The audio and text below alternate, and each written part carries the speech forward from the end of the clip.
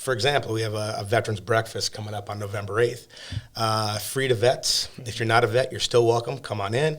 It's a free will donation. If you've got $1, if you have $0, whatever you need to do, come on in, have a hot breakfast. And then the cheerleading squad is going to be there, bussing tables, bringing food out, taking orders, and then that money is proceeds are going to go to buy these young gals and guys, I guess, for the cheerleading squad nowadays, uniforms. So that's how they're going to fund their uniforms. $1,750 worth of uniforms is being funded by helping us with the Veterans Breakfast. Yeah. All right. Hey, everybody. Thank you for tuning in for a very, very, very special episode of the Buffalo Community Podcast. I say very special because it is honoring our veterans right here before Veterans Day. Right now, we've got one sitting with us right now. He's a veteran of the Army 82nd Airborne, a Gulf War vet, owner of Grindstone Construction. He's also the first vice commander of the American Legion here in Buffalo.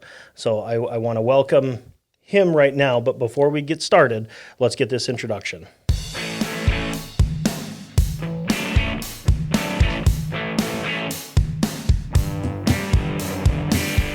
This is the Buffalo Community Podcast, all about the greatest small town in the USA, the people in it, and how it all works together. Here are your hosts, Tyler Reiss and Mark Benzer.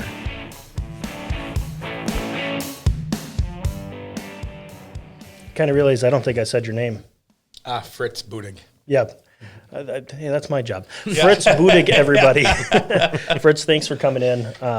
We're really glad to have you in here. And first of all, thank you for your service to our country and the sacrifice that you and your brothers and sisters made. Absolutely. So, yeah. Thank you. Yeah. You wear a couple, well, more than a couple, I'm sure, but a couple hats that we want to talk about today. The first vice commander of the Legion, but also owner of Grindstone Construction here in Buffalo. So a lot of influence in the community. And, why don't you tell us a little bit about Grindstone and then maybe your role with the Legion? Yeah. Let's start with the Legion first, because this is a Veterans Day. It's coming out on Veterans Day. So thank you, every veteran that's watching this, everybody who's a family. But let's start with your service and then the Legion. Yeah, absolutely. Well, thanks for having me, guys. Yep. It's nice to spread the word about different things, especially veterans and the American Legion here in Buffalo. After high school, like most guys, you decide, or gals, you decide, what do you go to college, what do you do? I knew that was not my path, so decided to go into the Army. Recruiter talked me into the 82nd Airborne Division. I had no idea what that meant. It sounds cool. It sounded great, right? I'm a tough guy. I'm going to go, right? Yeah. And then you find out you're jumping out of an airplane. Okay. Should do a little research. Yeah, Airborne kind of gives it away. Well, thought maybe I was flying. I didn't. So anyway, so I spent some significant time in the military. I was in during the Gulf War, the Desert Shield, Desert Storm. Went in 1989, got out of active duty in 1994, and then served a couple years in the Minnesota Army Reserve. Sure. So as most people do on there, upon ETSing out of the military. Yep. ETSing. I've noticed that with a lot of my military friends is they alphabet soup all the time. Sure. Abbreviate everything. What's ETS? It was exit the service. Okay.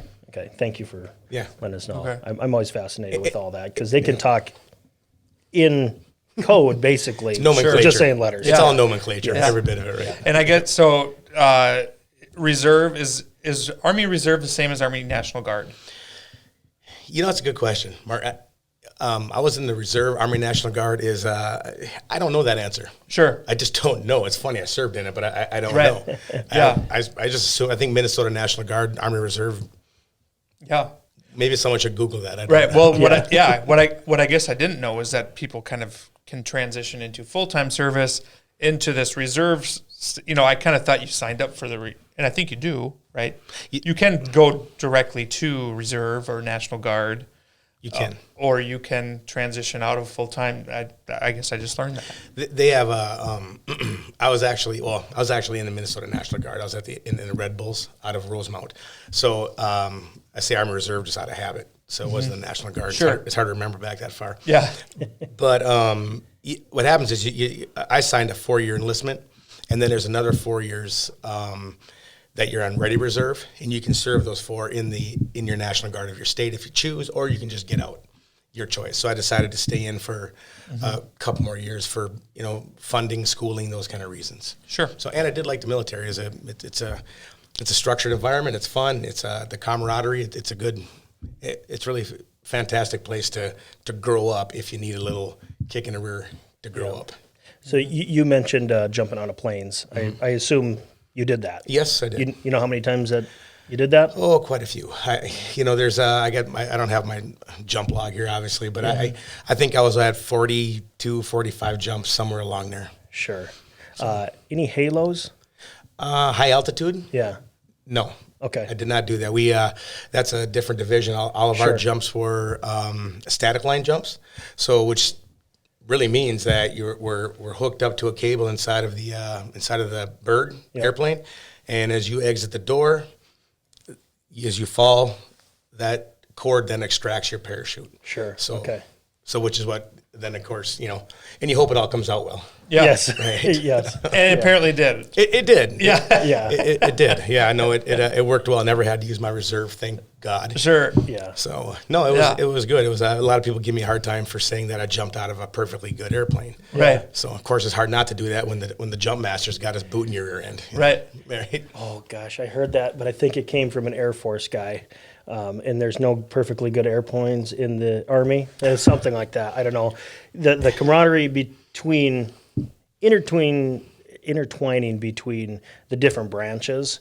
One is, I don't think, a level that any civilian will understand, but they will give so much crap to each other. Am I right on that? Absolutely. Who's your favorite to give a little bit of crap The to? Marines. Yeah, Marines. Yeah. Okay. I mean, they're badass, right? Marines are Marines. They're tough as nails, Yeah. right? Mm-hmm. But boy, they're fun to sure make fun of, right? Yeah. And I'm sure they make fun of us Army guys just all the same. Yeah, absolutely. Right. Absolutely, yeah. No, I got an interesting story, actually.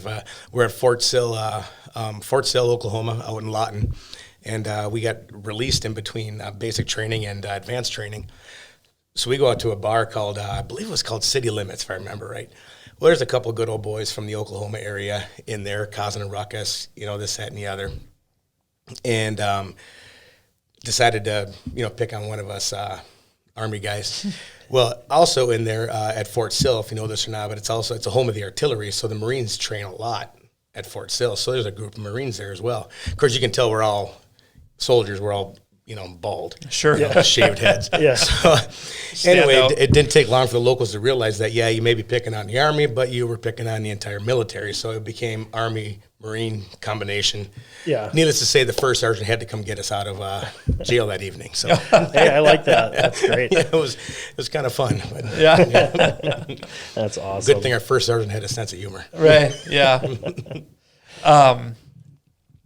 First vice commander. What does that mean? What is it? What's your role?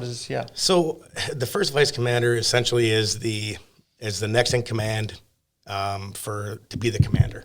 So right now, currently, Bob Larson is our commander. Bob unfortunately had some health issues. So with him out with those health issues, I am the commander in his place until he comes back to perform his duties. Hopefully he's back soon. There's just a lot of stuff to do. So my role really has stepped in more as a commander as of late than a first vice. Mm-hmm. But it's all over the board. Right now we're going through some changes. We're going through some different things over at the Legion with this pandemic. We are, we're doing what we got to do to survive. As everyone knows or hopefully knows, that the monies that the American Legion brings in is 100% given back after costs, of course, right, to the public, to our community, veterans and non-veterans. We give to many causes. I mean, tens of thousands of dollars a year comes out of that Buffalo Legion to this community. It's amazing. Until you really know the significance of and the amount of dollars, you're in awe. Mm-hmm. So. And he mentioned, hopefully everybody knows. Not everybody knows. Right. I know that the Legion has been very supportive of youth athletics in Buffalo. I did not know that 100% of what's left. I guess there's probably a better word for that. I believe profit. The profits. Yep. Right, but profits also pay for Profits. 100, yeah. Yeah, the Buffalo Legion it's an interesting organization, or all legions are for that matter. You got the post, right? The 270 is the umbrella, right? And underneath that umbrella, you've got the gambling side of things, which is obviously our pull tabs, our raffles, our bingo, all kinds of different events that we have on that side, prize bingo, purse bingo, right? And then you've got the club side, Club 270, which is the bar restaurant side. So you have these two not independents, but these two different areas working underneath the one. So all of our proceeds then get distributed to certain causes. And there's certain organizations we can donate to, like a 501c3, which is a tax designation. If you are a 501c3 and request a donation from the Buffalo American Legion, we can then take it to the board and we can review it and put it up for a vote to whether we donate or not to your potential cause. Sure. Is there anyone that the local Legion is particularly interested in of, we do this every year, we're very passionate about said cause or said program or anything like that specifically? Absolutely. The city of Buffalo, the Buffalo Legion is a huge contributor to the city of Buffalo's coffers, if you will. The fireworks display that didn't happen this year because of the pandemic, the Buffalo Legion pays for those fireworks year after year. That's where those monies come from. I didn't know that. Yeah, and it's a kind of the best kept, worst kept secret. How do you want to look at it? Yeah. Right. Yeah. There's that's just one small thing that we do. The Buffalo wrestling, youth wrestling, and for example, we have a veterans breakfast coming up on November 8th. Free to vets. If you're not a vet, you're still welcome. Come on in.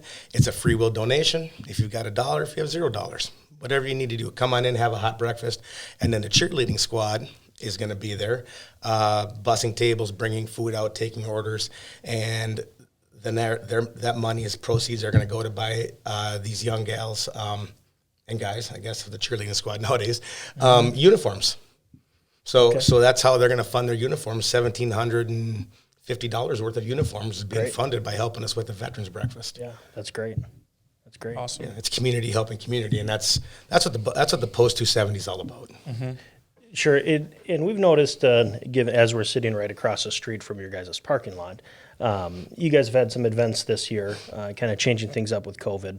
What are some of those things that you took on? I noticed a lot of really nice cars over there. Yeah, absolutely, we had I want to say 4 car shows. And it's a car show or cruise-ins. There's different terminology for these things, right? Car shows kind of indicate that, okay, there's a prize for your first place, second. Sure. Where there really was just, if you got a car that you think is a classic, bring it by. Yeah. Right? My 89 Bonneville? That's a classic. Right? Chrysler Town and Country, 2011. Yeah. The minivan, classic. Yeah. It's classic. Right. Sliding door. 2 of them. Yeah. C2. Yeah. Right. 2 of them. Yeah, now nice you're just flex. bragging. Yeah. Well, Right. I just got it. So, So no, we've had a great turnout. Every car show has outdone our expectations. For example, October 3rd was our last car show of the season. We had 200 cars registered for that show, which brought in a lot of the community, and more about, again, getting people aware that we're here. We are vibrant, we are alive, and we're doing what we got to do to keep our doors open and lights on to get through this until we can actually open up and have the regular amount of customers we're accustomed to having in our facility. yeah. You also had a movie in the like a drive-in movie. How'd that go? It was fantastic. We had the city of Buffalo, along with a couple other cities, purchased this equipment. I've never seen it before. It was pretty interesting. It was a big blow-up movie screen. Yeah. Sure. Filled the sucker full of air, and then you had a movie screen. We had a large turnout. It was great. If I had to do over, the movie we played was Goonies. We had to picked a different movie. Not that Goonies is bad; it's a great movie for the time, for the era. Right. But it's too dark. We didn't know. On a drive-in movie, it should be bright, Sure, so people could see it. So it's only complaint. Honestly, if we had any, kind of complaints, if you will, and they're not really complaints, but feedback. It was just that. So Sure. Live and learn. We're gonna have 3 more next summer. Awesome. At our Legion. Very So, cool. And we got in car shows as well. So we got a board of 3 individuals made up to putting these car shows together. They work their tails off and getting all the logistics. And there's a lot that goes on to get these things together. Buffalo Rodeo Association is a huge part of these car shows. They're the ones out there flipping the burgers on the grill, for free. Again, donating time, and the Legion, again, reciprocates by helping out the Rodeo Association. Go ahead. Kind of as far as kind of the club side, the Club 270, the restaurant side, and COVID. Now we run the risk a little bit of recording this on October 27th, and things could be different when this airs. But let's hope they are. Let's hope they are. But as of right now, I think from what I understand is some of the restaurant rules are a little more relaxed. You can have, is it 10 in a party now, and you don't all have to be family, or? That's right. So maybe just kind of the challenges of COVID, the bending over backwards, trying to keep your... Try to follow the guidelines and recommendations in the executive orders that were coming out every other hour, it seemed like, for a while there. Yep. Right. You're absolutely right, Mark. It used to be 6 at a table, and it had to be a family that lived under the same roof. Mm-hmm. Well, it took them a while to realize that none of us are actually doing a roof check. I don't know where you live, and right. You ask questions. You ask someone put their name on a piece of paper so they can do the COVID tracing. Mm-hmm. Right. That's what we're responsible to do our due diligence the best we can do. They've since changed that. Thankfully, it's a 10 person at the table. Do not be of the same family. Right. But we're still at a 50% capacity at our facility. I heard talk that it was potentially going to go to 25. I hope that does not happen. It's hard to justify keeping lights on at 50%. I can't imagine 25%. Sure. Yeah. I got to tell you guys, I've never been a part of the bar restaurant industry other than the fact of, patronizing those places. Mm-hmm. Is that the word, patronize? Yeah. Patronize? Visiting. Yeah, right. So, drinking beer. Yeah. Correct. Yeah. However, now over here, I was the general manager, and as the first vice as well, and I get thrown into the deep end of the pool, so to speak. I don't know how these bar restaurants make it. My hats are off to all of them that remain in business locally and anywhere across our area. It's amazing. These guys are dealing with margins of pennies, and I thought construction was a tough industry. Yeah. From the sounds of it, is you guys are kind of relying on a lot of man hours being donated. I mean, it's an expense that you might not have. I mean, extra hands here or there, maybe not every single man hour there, right. But yeah, I mean, you're in a unique position. We are. Our events are a lot of donations. The wrestling team, the football team, there's different baseball team. Mm-hmm. Yeah, that's a lot of volunteers on these outside events. Inside, our staff are 100% they're employees. Yep. All of our staff. Well, once we'll have, like for example, the Veterans Breakfast. I'll be cooking. A couple other people will be back there cooking. So yes, that'll be a volunteer situation where all the proceeds then of that particular breakfast then go. I think in this situation, they're going to go to our honor guard, which is if you guys ever been to a military funeral, the guys that are standing there, the 7 guys with the rifles, that is the honor guard. So they need new uniforms, they need new rifles, need new. There's always stuff that comes up, so it's going to go into their kitty. So when the next veteran passes away, we're there to give them the honors that they deserve. Mm-hmm. Yeah, absolutely. You mentioned before we pushed record here that you're doing a remake of Inside or over across the street. Mm-hmm. Tell us a little bit about that. So we've got, we started, it's a multi-phase remodel is what we've been going through over there. A couple years ago, we started by putting in a soundproof separating wall between our event hall and the bar side to keep the noise down between the two. So now the next phase is we are currently working on blueprints, final design to come up with a design, a layout, and a scheme. We're gonna do some upgrades to our event center, the event hall, to attract more people into our hall, to attract the young bride. They're looking for a different experience. They're looking for and our building is fantastic. It's a wonderful building. The gentlemen that were involved in building that back in '89, I believe the year was, '90. Amazing the building they built. Now it's time to take it and give it a little love. Sure. Clean it up. So the bathrooms, we're going to upgrade to handicap standards. We're going to do potentially do a redo of the bar, redo of the gambling area, new flooring, seating. There's a lot of stuff going on. And keep in mind, this is phases. Right. Right. This could be 6 phases, could be 3. We don't know, but it's going to be little by little in an organized way, so we don't have to take 1 forward and 2 back. Yeah. Well, I think anybody who's been there in the last 6 months, 12 months, it's apparent that work has been done. I mean, and kind of speaking to the phases portion of it, and I know a lot of people maybe are avoiding restaurants or haven't made it out to restaurants, but when you are comfortable, I think getting to Club 270 to check that out would be worth your time. Yeah, we have an excellent staff. Our cook, our kitchen manager does a great job. We've got a brand new menu rolling out on or before November 14th. We're going to start serving breakfasts on Saturdays and Sundays. Oh, yes. Starting on November 14th. They'll be from 9 a.m. until noon. And yeah, we just got a lot of good things coming up, and we have a good team in place to make that happen. So yes, we want to expand ourselves to families coming in. I don't want a young mother and father to feel like they can't bring their children in because of whatever notion they might have in their head. I don't want that. Come on in. It's clean. It's well lit. It's bright. Have a good meal. Right, be welcomed and go home safely. I have a fun story about the gambling side. I was before I was headed back to school. We went to go play bingo, and it was great. It was a coverall. It was $1,000 for the max, and by golly, 18 or 19-year-old college kid. Bingo! I won $1,000, and this nice little old lady. I don't know her name or anything. She, well, he's never been here before. That's all I hear. But you know what? That $1,000 going back to school, it was amazing. Yeah, don't mess with those bingo ladies. Oh, I know. I almost like, here you go, Opal. You know? Yeah, you're lucky you didn't get shivved. I know, for sure. They don't carry those they canes look for nice, support. but- No, but that was that's my one gambling story there. That's a good story. There's people that's actually kind of a common story. We have our bingo, our purse bingo. There's we're bingoing off Coach, Michael Kors.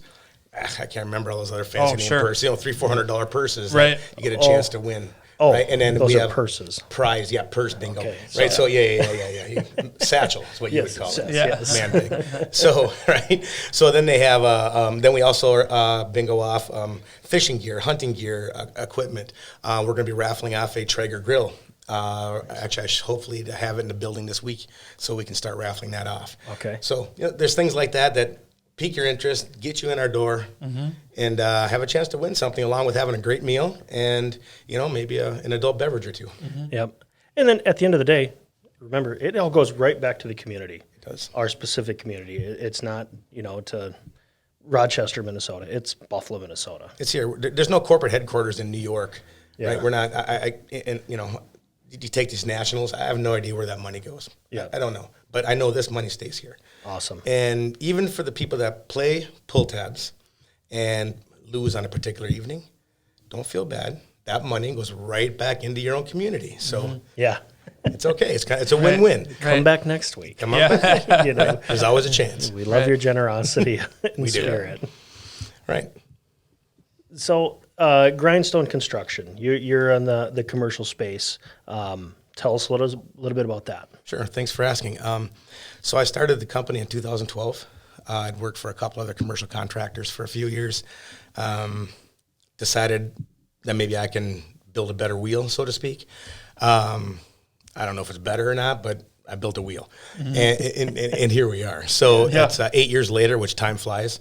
The company is successful. We've hit our goals every year, with the exception of this year. First year in 8 years we haven't due to the pandemic. It's affected our business in a negative way, of course, But now I'm starting to see things pick back up again. So we've got a great team, a great staff, and we're just keeping keeping things together and trying to weather the storm. I think like everyone else out there. Yeah. And I think just a little bit of a refresher. We had Jeremy Welter on, and we did cover kind of the nuts and bolts of Grindstone, but it is commercial contracting, not really specializing in homeowners or residential, anything of that nature, but really that commercial construction piece. It is. We do have our fact funny. We have a couple of jobs coming up that are residential. They're large scale jobs. One of them is on Lake Minnetonka, and Your place, if I remember.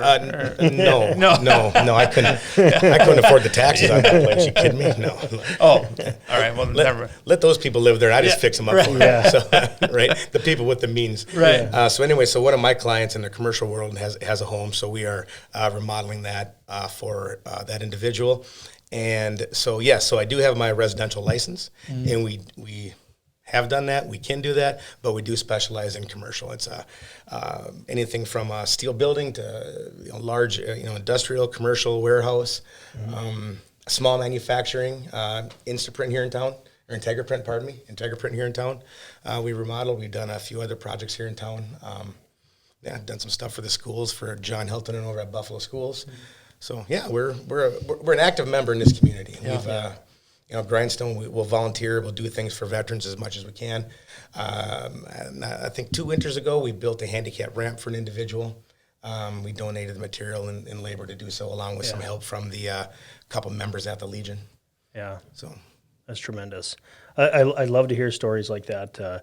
Being a Rotarian is one, you're not out there bragging about this. I mean, we're asking you for this stuff. Right. I feel very honored that you're doing what you're doing, the Legion's doing what they're doing. And that's just a tremendous thank you above and beyond the service that they've already done for the country. I mean, they're really stepping up in the community too. Mm-hmm. I mean, thank you. I guess it's the spirit just always keeps on giving. So thank you very much. Yeah. Well, you're welcome. And that's, if everyone, I think, but there's a lot of people out there doing the same thing we're doing. Yep. There's a lot of people behind the scenes and other businesses, and and that's fantastic. So thanks to all them guys and gals and business owners. Yeah. We have a wonderful community here. This is a great business climate, as well as Delano, as well as Maple Lake, and you get out to Annandale. Sure. I mean, it really is a great community we live in here, and the more we can support our own businesses, and the better off we all are. Yeah. Yeah, I think it's that behind the scenes work that is the cogs of what keep it a great place to live and what bring people out here as that from the outside that recognize it as a great place to live. So yeah, absolutely. Did you come from a military family? My father was he was born in 1924, which is kind of seems hard to believe. That's most guys my age, grandfather. But I'm trying to do the math in my head. Large family. Yeah, he was 47 when I was born. Sure. So yeah. Mm-hmm. Thank you. Yeah, but I'll help you out with that math. Yeah. So, but my uncles were. My dad was a firstborn child on a farm, male. Did not go to World War II. Because of that fact, I had to take care of the farm. I believe that was the reason. Someone fact checks that. I could be wrong. But anyway, so I have uncles and a lot of other siblings. My brother's a Vietnam. I have 2 brothers that were Vietnam vets. Both have passed on by now, or at this time. So, I would say it's a military background, as in a lot of middle class families. We grew up middle class, maybe low middle class. Call it what you want, but right. There's not a lot of means. You know. So you go in the Army or military, a lot of Navy and whatnot. Yeah. Do you have a family? I do. I have a fantastic wife, Stacy. She's works for the Golden Valley Police Department, and I have 2 children. Ashley is 21. She's a senior at Dunwoody. Sounds like you were guessing right there. I was a little bit. Because she'll be 22 here. So interesting with her is on her 21st birthday was March 18th, and we had plans to go to Las Vegas for her 21st, my wife and her and some other relatives, and we're all going to go have a good time. Missed it by a day. Glad we missed it by a day instead of 3. Then we'd already been there and they sent us home. That's true. Right. Yeah. So now we're going to try to do that on her 22nd birthday if we'll see how things are going. So sure. So she kind of I feel bad for her getting her 21st taken away that way, but it is what it is, right? Yeah. And then our son is 18. He graduated high school during this. So he went through all that. No prom, no graduation ceremony, no this, no that. And so anyway, so our son's 18.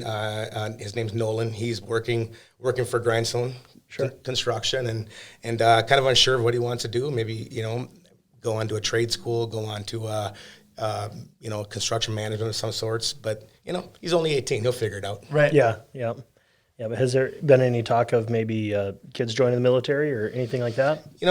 My daughter, no. Our son, Stacy, and my son, Noli, a little bit, but not recently. Sure. There's a lot of girls, and it's just hard to date if you're off 300 miles away. Sure. So, right. I mean, when you're 18, you have priorities, right? Yeah. Or 3,000 miles away, whatever. Yeah, exactly, because it could be that one day and the other next. Yeah. But I will say, though, I graduated high school, and I didn't go in the Army until April of the following year. So it took me a few months to, figure out what I want to do, this, that, and the other. And, it takes time. When you're a kid like that, right, what do you know? You think you know everything. Right. You got your whole life ahead of you. Think about it. What, what was the biggest surprise about joining the military? Well, I really didn't. The nice thing was, even though I came from a military family, I didn't have any preconceived notions of what it was going to be like. I had no one telling me that, okay, you're going to have to get up at this time and do this and do that. Sure. Because the last person that I had talked to that had been in was Vietnam. I mean, an entirely different animal. I don't even come close to comparing what I did to what those people did. I mean, whole different. It's like not even the same military, in my opinion. Yeah. Right. I mean, different life. But anyway, so I didn't know what to expect, and I don't know. I guess the biggest surprise I had was how much I liked it. Yeah.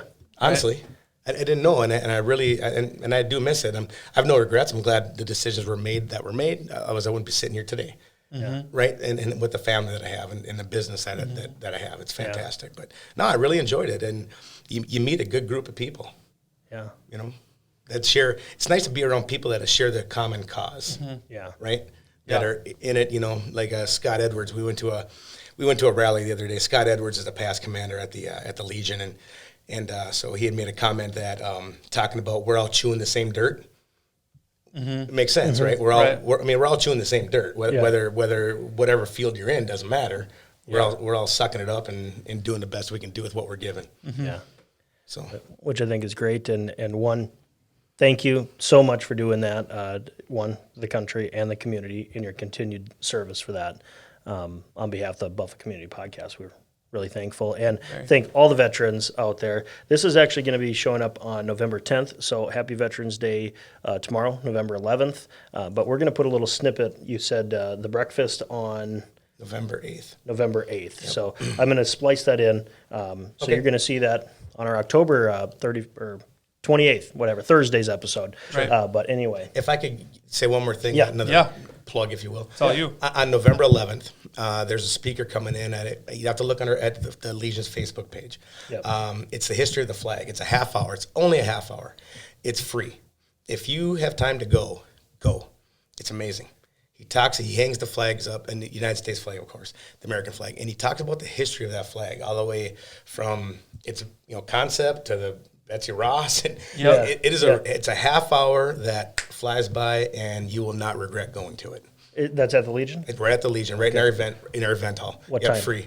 You have to check the Facebook page. I don't remember for some reason. 5:30 or 6 sticks in my head, but I sure check it, because we'll post that in the link for this video as well. So well, thank you guys. Thank you for your time, and it's an honor. Yep. Thank you. For the Buffalo Community Podcast, I'm Tyler Reiss with Edina Realty. I'm Mark Benzer with Country Financial. And I'm Fritz Budig with the Buffalo American Legion and Grindstone Construction.